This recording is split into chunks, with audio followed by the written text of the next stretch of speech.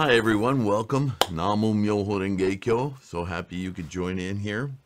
This is unusual. I don't usually do this, but there's been an uptick, an upswell of people supporting this channel, expanding our Sangha, and spreading Nichiren and Lotus Sutra Buddhism. And I just many times every time I see a donation, a financial support, it's not only the financial support that I'm supremely grateful for, but it's a very strong indicator of how many of you are taking your practice seriously. The numbers of you that are participating in these videos, watching these videos, commenting on these videos, the expansion of this Sangha, that's just amazing to me. It's actual proof of the power of this practice of Myoho Renge Kyo. And so I just wanted to take a moment to acknowledge those of you who support regularly through Patreon, those of you who just, when you find you can and are able, just randomly send donations, like Yelena, Reginald, Georgina, and just recently John Kellogg, I should just say first name, sorry, John, constantly supporting in various ways, with money, yes, but sometimes with things that we share and use for the altar, or video making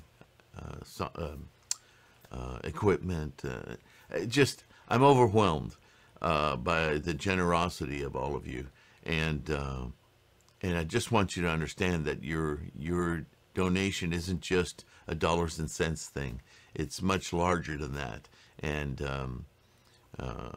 how much it affects your life and your practice, and demonstrating your commitment to Myoho Renge Kyo.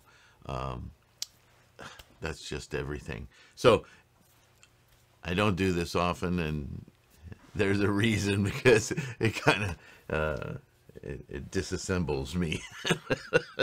All right. So, in light of all that blah, blah, blah, this new Go show is going to take a few parts. It's a pretty long one. Nichiren gets pretty involved and documents in this his ordeal with the government, his exile to Sado. And just to be clear, this was written after all of that, when he's retired himself to Mount Minobu. But he's written this letter to a woman, a lay nun, a mother, and so the motivation for this letter was that her son, a samurai, who had converted to Nichiren school, Lotus Sutra practice, Myoho Renge Kyo, became an example for her. And through her own convictions over time, she also converted to Nichiren's teachings. And so she becomes a votary of the Lotus Sutra as she tells others about it. So there's filial relationships. I always say that word funny. There's promulgation. There's anyway, the point, all of it is the point, but Yashiro, her son, was killed. And so that's a special situation to communicate to somebody, right? How do you communicate to them? How do you... Her fear, as she wrote to Nichiren, is that her son, having been a samurai, his life dedicated to being a samurai warrior and in service to, authoritarian, and more to the point, his career of death, his career of murder, kind of a contradiction to his devout following of Nichiren and Myoho Renge-kyo and Buddhism in its entirety, really. And now that he's passed away, he died in battle, she's concerned about what the implications are for the value of his life, and how she will go forward trying to resolve this in her mind now, being an influenced now follower of Nichiren because of her son. She's having to grapple with what is the value of my son's life beyond just teaching his silly old mother Buddhism. How's that cause and effect going to work itself out, right? So this is a pretty profound question for us today, right? What is the nature of making errors in judgment in our lives? How do we expiate past foolishness, stupidity, right? Things that we've done how many of us don't have regrets? Truly. I mean, even if you profess to not have any regrets and put on a brave face, you have thoughts at night when you're trying to go to sleep that creep in from things you've done in the past where it just makes you cringe, right? How many times have you thought to yourself, man, I wish I could change that? Well, with Buddhism you can, but the point is, how do we resolve these sufferings? Because that's what they are, right? So this is a big subject, and so this is why this letter is kind of long. And Nichiren's going to take the opportunity, because she's no longer an ignorant or common person, because she's dedicated herself to the Lotus Sutra teachings and Buddhism. She deserves an educated answer to allay, number one, her own fears, but to more deeply understand how Buddhism works, how Lotus Sutra Buddhism works. Because she's in a position to teach others, let alone teach herself, because that's where everything starts, right? Buddhism is a very self-motivated practice. So, letter to Konichi-bo. In the ninth month of the 8th year of Bun-ei, 1271, with the cyclical sign Kanoto Hitsuji, I incurred the wrath of the ruler and was exiled to Sado Island in the northern sea. While I was living in Kamakura in Sagami province, I somehow longed for Awa province, since it was my birthplace. Yet, though it was my homeland, something about how the people there felt toward me made it difficult for me to be on close terms with them, so I rarely went to visit. I then incurred the ruler's wrath and was to have been put to death. But instead, I was banished from Sagami province. It seemed that unless some extraordinary circumstance arose, I could never return to Kamakura, and therefore I would never again be able to visit my parents' grave. As I continued to think this way, I was consumed by remorse, feeling that I wanted to go there immediately. Why I lamented before finding myself in this predicament. Had I not crossed seas and traversed mountains every day, or even once a month, to visit my parents' grave and to inquire after my teacher. Su Wu was a prisoner in the land of northern barbarians for 19 years. He envied the wild geese as they migrated southward. Nakamaro went to Tang, China, as an emissary of the Japanese imperial court. Years passed, but he was not permitted to return home. Whenever he saw the moon rise in the east, he would console himself by thinking that that same moon must be shining above Mount Mikasa in his native province. and that the people there must, even at that moment, be gazing at it.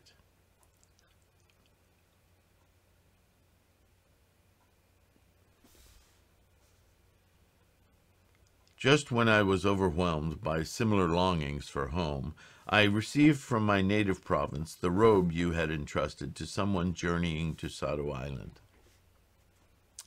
Su Wu's life was sustained by a mere letter tied to a wild goose's leg, while I actually received such clothing. His joy could not possibly have compared to mine. The people of this country are continually deceived by the Nembutsu monks, or by the Zen, or precepts, or true word schools. Thus they act outwardly as though they revere the Lotus Sutra, but in their hearts they do not believe in it. Therefore, although I, Nichiren, do not think that I have done anything particularly wrong, when I assert the supremacy of the Lotus Sutra, they all resent me, just as people in the latter day of the law of Awesome Sound King Buddha detested bodhisattvas, never disparaging. From the ruler on down to the common people, they hate even to hear my name, let alone see me. Therefore, although I was innocent of any wrongdoing, once exiled, I could not possibly be pardoned. To compound matters, I had denounced the Nembutsu, which the people of Japan revere more deeply than their own parents, and more highly than the sun and moon, as the karmic cause that leads to the hell of incessant suffering. I attacked the Zen school as the inventions of the heavenly devil, and the true word school as the evil doctrine that will ruin the nation, and insisted that the temples of the Nembutsu, Zen, and precepts monks be burned down, and the Nembutsu monks and the others be beheaded. I even went so far as to assert that the two deceased lay priests of Samyoji and Gokuraku-ji had fallen into the Avicii hell. It's pretty harsh. Such was the gravity of my offense. So, interesting. Although he was speaking in the parlance of the time, because this was the typical, this is the samurai authoritarian states. The way you discipline somebody is by cutting their heads off. It's just what you do.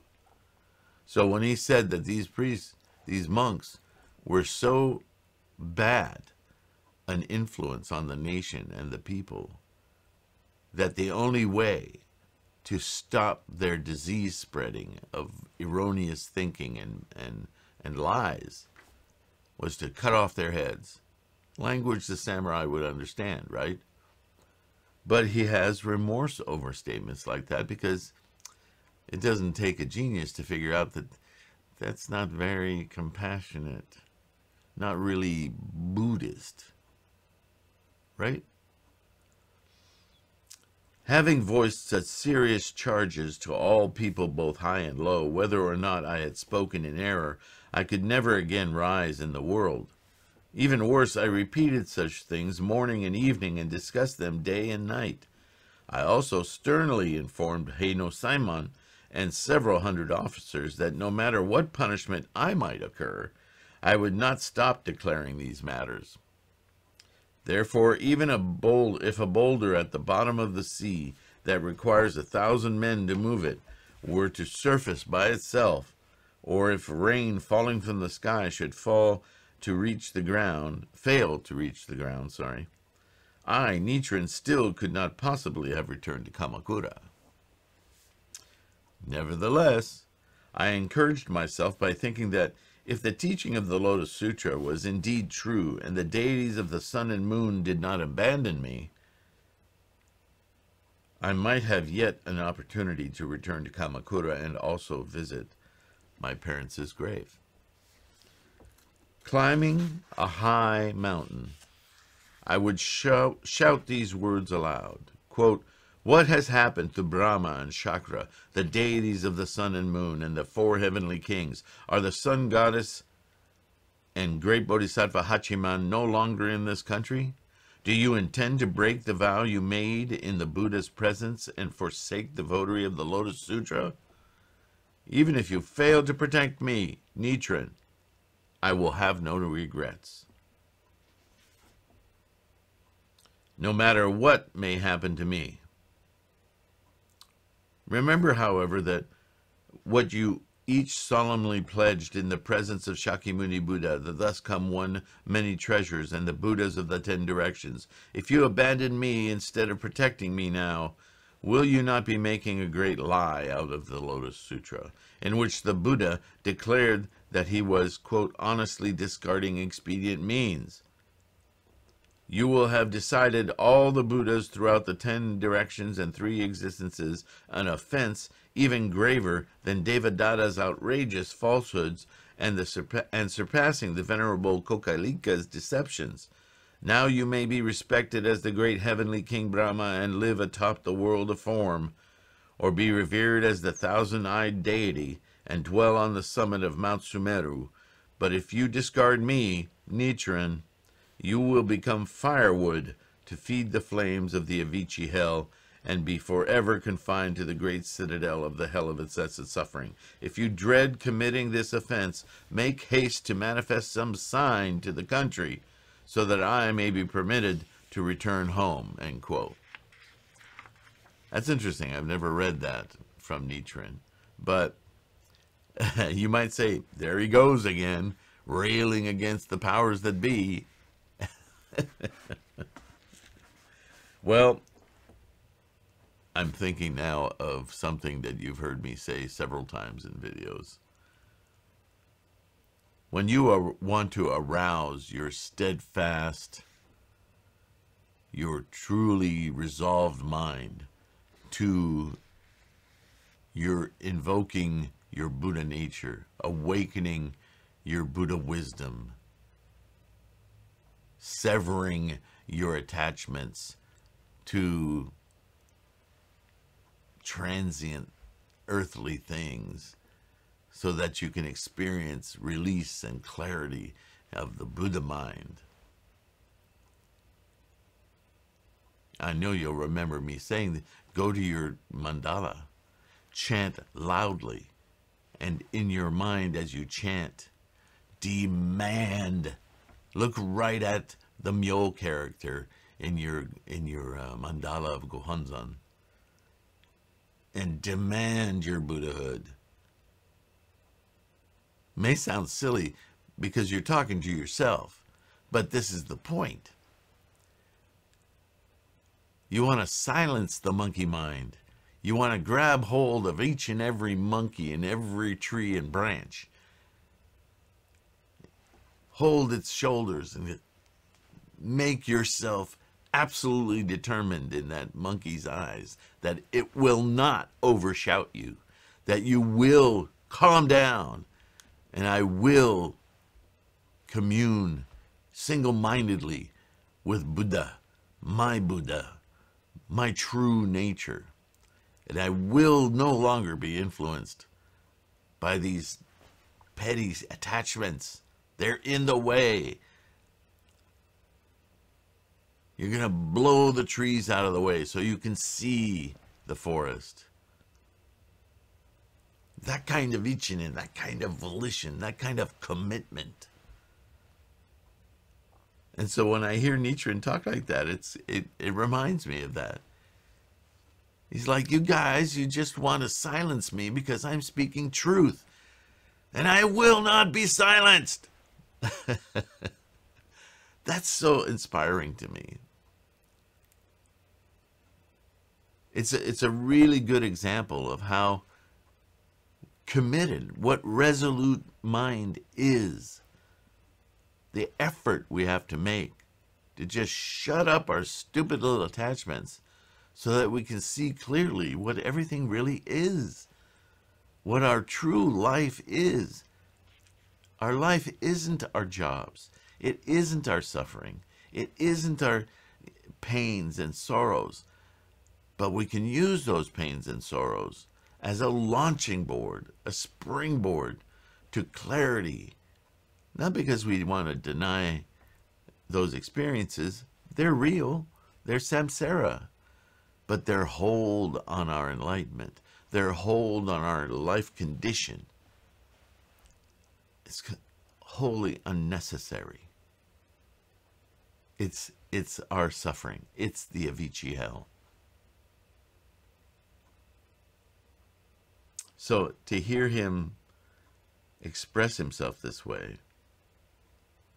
is a demonstration, once again, of the strength of Nichiren's commitment. Yeah, I just find it very inspiring. So he goes on. Then in the 11th month, shortly after my arrest on the 12th day of the 9th month, a rebellion broke out. And on the 11th day of the 2nd month in the following year, several generals, mighty protectors of Japan, were killed in vain. Why would he say killed in vain? Because, from Buddhist perspective, their show of strength was totally inappropriate. They all died because of it. Their vanity, their ego, their authoritarianship. That's just sheer vanity. Your show of force. Well, look where it got you. It was clear that heaven had meted out its punishment. Apparently, shaken by this incident, the authorities released my imprisoned disciples. See, because that's not talked about enough when we talk about Nichiren. His railing and demonstrations and remonstrations were not only because he knew he was speaking truth to power, the real teachings of Buddha, as opposed to the erroneous side channels and stupidities of foolish monks and schools, and because they were working in service to the authoritarian leadership rather than to the enlightenment of Buddhism. They were, in modern terms, corrupt. But Nichiren's actions were followed by swift repercussions to his followers, to other followers of the Lotus Sutra.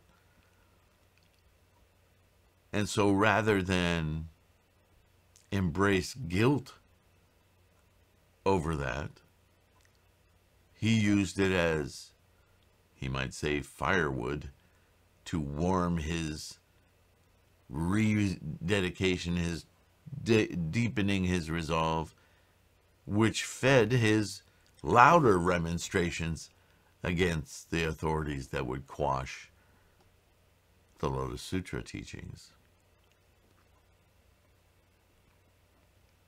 This was not an easy time to be alive.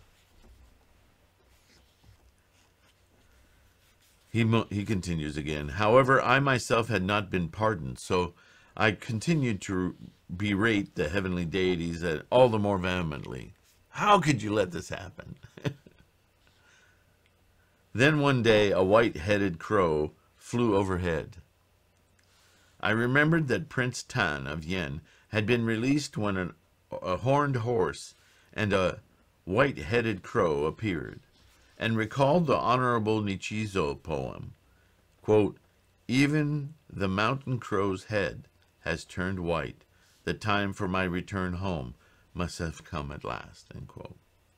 I was now convinced that I would be released before long. As I had expected, the government issued a letter of pardon on the 14th day of the 2nd month of the 11th year of Bun-ei, 1274, which had arrived in the province of Sado on the 8th day of the 3rd month.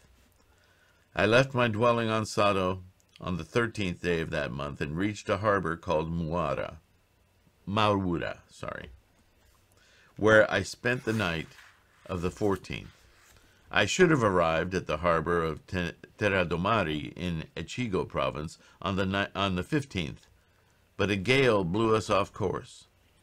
Fortunately, however, we reached Kashiwazaki after 2 days at sea, and on the following day I arrived at the provincial seat of Echigo. Thus, after traveling for 12 days, I finally returned to Kamakura on the 26th day of the 3rd month. On the 8th day of the 4th month, I had a meeting with Heino-sama. As I had expected all along, my warnings went unheeded. I now had remonstrated with the authorities 3 times for the sole purpose of saving Japan from ruin, mindful that one whose warnings are thrice ignored should retire to a mountain forest. I left Kamakura on the 12th day of the 5th month. This is when he went to Minobu. I had thought at the time of going to my birthplace to visit my parents' grave once again. However, it is the tradition of both Buddhism and the secular world that one should return home in glory. Had I returned without any honor worthy of mention, would I have not proven myself an unfilial son? Since I had already overcome such hardships and returned to Kamakura, I thought that I might still have some opportunity to return home in triumph, and that I would wait until such time to visit my parents' grave. Because I feel deeply about this, I have yet to travel to my birthplace, but I am so homesick that whenever someone says that the wind is blowing from the east, I rush out from my dwelling to feel it, and if I told that clouds are gathering in the eastern sky, I stand in the garden to watch them. With such emotions, my heart warms even toward those with whom I could not otherwise be friendly if they were from my native province. Imagine then how beside myself I was with joy at receiving your letter. I opened and read it in great haste, only to learn that you had lost your son Yashiro the year before last, on the 8th day of the 6th month. I had been delighted before I opened your letter, but then, upon reading the sad news, I wished I had not opened it in such a hurry. I felt regret such as Urashima Taro must have experienced upon opening his casket. I never think, now you understand this is because this is a woman he knew in his youth of his birth area, where he didn't even visit after he got back from exile because nothing had changed. None of his words, his remonstrations had been heeded. Heino-Simon was still an ignorant fool. And so he couldn't really feel like he was triumphant. It was like a false win. So rather than going to visit his parents' graves as an unsuccessful son, although pardoned, he decided to retire to Minobu because, as he said, if your warnings from the Lotus Sutra are thrice ignored, then the repercussions are going to be severe. They're going to pull the negativity from everywhere in their environment, and it will not be pretty. So what he's saying is I had to go to isolation in a safe zone where I would be unaffected directly, anyway, by what was to come, surely. And so this woman, being a connection to his parents, his birthplace, when he received the letter from her, was amazed, overjoyed that he was able to touch and contact somebody from his home place. But then he opens it and this sad news kind of overwhelms him. This is a very emotional letter. I never think lightly of the people from my native province, nor do I cease to care about what happens to them, even if they have caused me sorrow or treated me cruelly. Your son especially impressed me. His handsome appearance made him stand out among the others, and his thoughtful air. There seemed no trace of obstinacy. I first saw him during one of my lectures on the Lotus Sutra. Since there were many strangers present, I did not venture to address him. When my lecture ended, my listeners left, as did your son. But later, he sent a messenger to convey the following, quote, I am from a place called Amatsu, in the province of Awa. Since my childhood, I have always greatly admired your commitment. My mother also thinks highly of you. I may be speaking with undue familiarity, but there is something about which I would like to seek your counsel in confidence. I know that I should wait until after we have met several times and are better acquainted. However, as I am in the service of a certain warrior, I have little time to spare, and the matter is quite urgent. Therefore, while fully aware that I am being rude, I ask that you grant me an interview. In this way, he courteously asked to consult with me. Moreover, since he was from my native province, I told him he need not stand on ceremony and invited him to my residence. He talked in great detail about the past and future. Then he said, quote, Impermanence is the way of the world. No one knows when one may die. Moreover, I am committed to a warrior's service, and I cannot avoid a challenge to combat that I have lately received. I dread what may await me in the next life. I beg you to help me. End quote. I gave him instruction, quoting sutra passages. Then he lamented, saying, quote, I can do nothing for my deceased father, but should I die before my widowed mother, I would be an unfilial son. Should anything happen to me, please ask your disciples to look after her. End quote. Oh, man. She must have been in tears when she read that. In this respectful way, he made his request. Am I right in assuming that nothing untoward happened on that occasion, but that some later incident brought about his death? No one born human, whether high or low, is free from sorrow and distress. Yet troubles vary according to the time and differ according to the person. In this respect, sorrow is like illness. No matter what malady one may suffer from, as it worsens, one will think that no illness could be more dreadful. There is the sorrow of parting from one's Lord, of parting from one's parent, and of parting from one's spouse, none of which can be lightly dismissed. However, one may serve another Lord or find comfort in remarrying. But the sorrow of having lost one's parents or child seems only to deepen as the days and months pass. Yet although death is sorrowful in any case, for parents to die and their children to live on its natural course of things, it is pitiful indeed for an aged mother to be preceded by her child in death. You may well feel resentment toward both the deities and Buddhas. Why did they not take you instead of your son? Why did they let you survive only to be tormented by such grief? It must be truly hard to bear. Even animals of little intelligence cannot endure parting from their young. The golden pheasant at Bamboo Grove Monastery plunged into flames and died to save her eggs. The stag at Deer Park offered himself to the king to save a female deer's unborn fawn.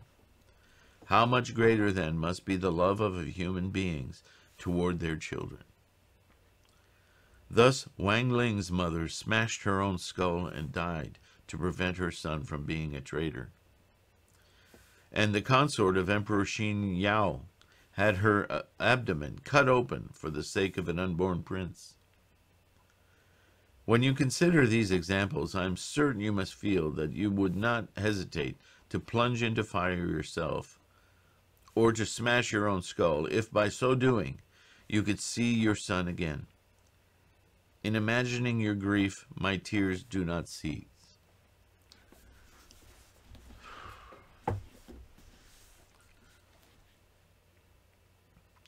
You say in your letter, quote, because my son killed others, I would like you to tell me into what kind of place he may be reborn, end quote.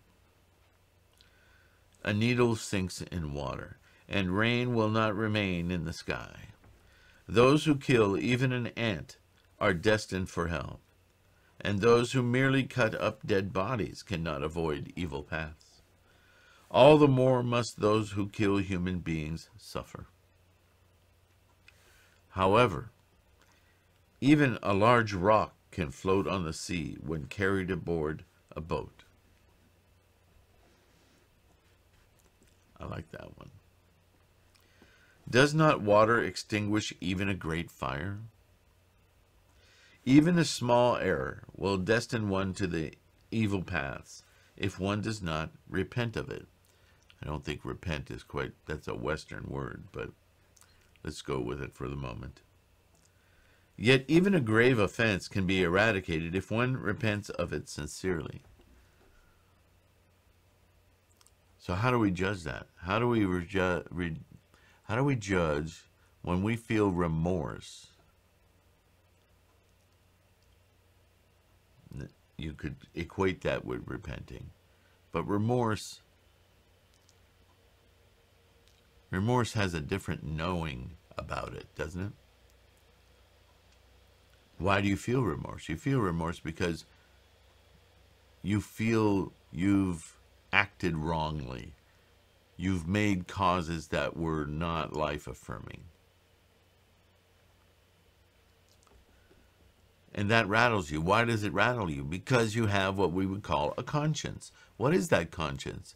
It's your Buddha nature going, SMH. Shaking my head. No. That's suffering. Remorse is suffering. But remorse is suffering on the basis of knowing better. So that's a repentance. But truly using that remorse to free yourself from the hell of the causes you made is to single-mindedly invoke and instantiate your Buddha nature. Make it predominant. Make it the lens by which you change your worldview from your mundane samsaric existence. That is true. That is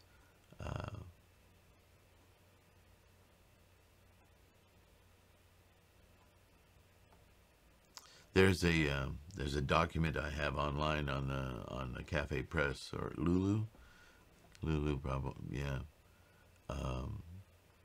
It's a meditation on remorse, on correcting your path, on understanding all of the mechanisms in your life that influence you wrongly, appreciating that they're there to show you your attachments, your fallacies, because only by knowing them can you get rid of them. Can you chant about them? Can you diminish them? That's what he's talking about here.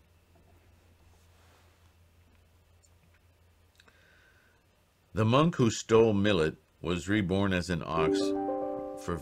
What the heck was that about? Oh, all kinds of computer activity. The monk who stole millet was reborn as an ox for 500 consecutive lifetimes. You know, that's a story. It goes back to Hinduism. He's using it as a teaching tool, but not as Buddhism. The person who plucked water oats fell into the three evil paths. The more than 80,000 kings, including Rama, Bhadrika, Viruchin, Nahusa, Karatika, Vishaka, moonlight, light bright, sunlight, craving, and holder of many people, all ascended the throne by killing their fathers. These are all separate stories, right? As they did not encounter good teachers, their offenses could not be eradicated, and in the end, they fell into the Avicii hell. So they never remorsed, if you will. They never took correct action to change their karma. That's the essential point here. You can weep and cry over karma, but unless you take action to change it, you are destined to live in the Avicii hell. You'll never heal that karma. This is what Myoho Renge Kyo is all about. There was a wicked man named Ajita in the city of Varanasi. Falling in love with his own mother, he killed his father and made her his wife.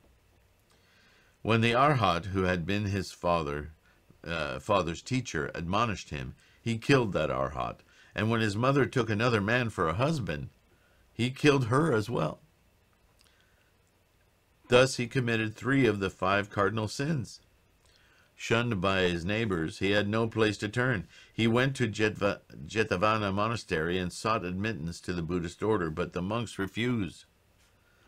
The evil, or the unaffirming life-affirming negative in his heart grew more rampant than ever, and he burned down many of the monks' quarters. Finally, however, he met Shakyamuni Buddha and was permitted to become a monk.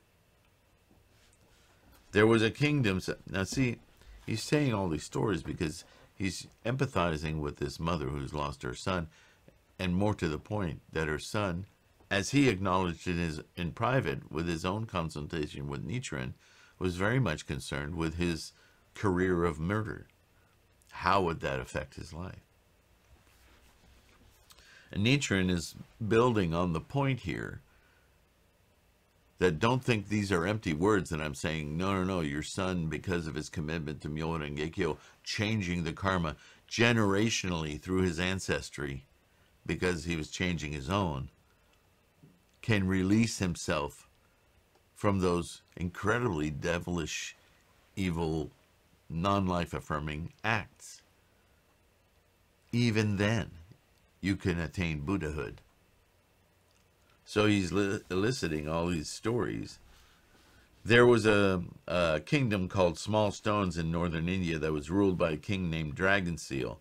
Dragon Seal killed his father, but later, horrified by his own act, he abandoned his country, presented himself before the Buddha, and repented on his wrongdoing. Therefore, the Buddha forgave him. The story of, oops. No, now I know what that is. Pardon me while okay, we need to wrap this up now. This is getting too long. So now he's going to enter the story of King Ajatashatru, which we've repeatedly talked about. He was given, King Ajatashatru was by nature given to the 3 poisons of greed, anger, and foolishness, which, as you know, are indicative of this latter day of the law. It surrounds us. And was forever committing one or another of the 10 evil acts. Moreover, he killed his father, attempted to take his mother's life, and accepting Devadatta as his teacher, massacred countless disciples of the Buddha. Due to his accumulated misdeeds, on the 15th day of the 2nd month, the very day on which the Buddha was to pass away, virulent boils broke out all over in 7 areas of his royal body, a sign that he would fall into the hell of incessant suffering. The king, writhing in agony, he felt as if he were being burned by the great fire or doused with boiling water. His 6 ministers presented themselves before him and insisted that he should summon the 6 non-Buddhist teachers in order to have them cure his foul sores. This was just like the people of Japan today, relying on the leaders of the Zen and precept schools, or the monks of the Nembutsu and the True Word schools as good teachers, in the belief that their meditations of these men can subdue the Mongols and help them in their next life. Moreover, Devadatta, whom Ajatashatru regarded as his primary teacher, had memorized the 60,000 non-Buddhist and 80,000 Buddhist teachings. His understanding of both secular and religious matters was as clear as the sun, the moon, or a burnished mirror. He was like the learned priests or monks of the Tendai school in the world today, who are well versed in both the exoteric and esoteric teachings and know all the Buddhist scriptures by heart. Because Ajatashatru was guided by such teachers and ministers, he had refused to become the Buddha's follower. What a conundrum that is. And for this reason, his country, Magadha, had suffered repeated disturbances in the heavens and frequent strange occurrences on earth, being ravaged incessantly by violent winds, severe droughts, famines, and epidemics. Moreover, it had been attacked by another country. Now, in addition to all this, he was suffering from virulent boils, and his kingdom appeared to be on the verge of ruin. It was at this time that he suddenly presented himself before the Buddha and repented of his evil doings, and his offenses were eradicated. So this is an example, this story, of the profound impact of Myoho Renge Kyo, the profound impact of realizing your karmic distress, your bad influences, your negative causes, because your causes are born of this weighty negative karma, and it must change. It must be turned around. And only through the Lotus Sutra is that possible now in this life, immediately. So that's quite a graphic example. Now, although that's kind of a radical note, if you will, to pause on, I'm going to let it stew, let you think about that, because it's a very, very important concept in Lotus Sutra practice. And we'll continue in part 2. More examples of Nichiren's compassion and understanding of the samsaric condition and how to release ourselves from it. There is no other path. Everything Shakyamuni taught for his entire life was leading to this. Myoho Renge Kyo. But as I've also said over and over again, we are mere mortals. And just reading and studying Myoho Renge Kyo isolated in the Lotus Sutra or isolated in Nichiren, it's sufficient for few. This is why study is one of the 3 pillars of Buddhist practice. Because in order to understand the value, the amazing method presented in the Lotus Sutra, it's critical that you study the previous sutras. They resolve every minute detail of what the Lotus Sutra is a shorthand of and an ultimate teaching of, the method. Everything leads to understanding why and how that works. So if ever you have doubts as you're chanting, as you're reading Nichiren, as you're reading the Lotus Sutra, especially if you read nothing other than the Lotus Sutra, you'll have doubts. You'll have doubts because it's just incomprehensible. Oh yes, it's poetic, it has wonderful verbiage, but what does it all mean? This is human nature. We want to understand, why does this work? How does this work? Read the previous sutras and you will understand, because those are all preparatory teachings for the Lotus, for Myoho Renge Kyo.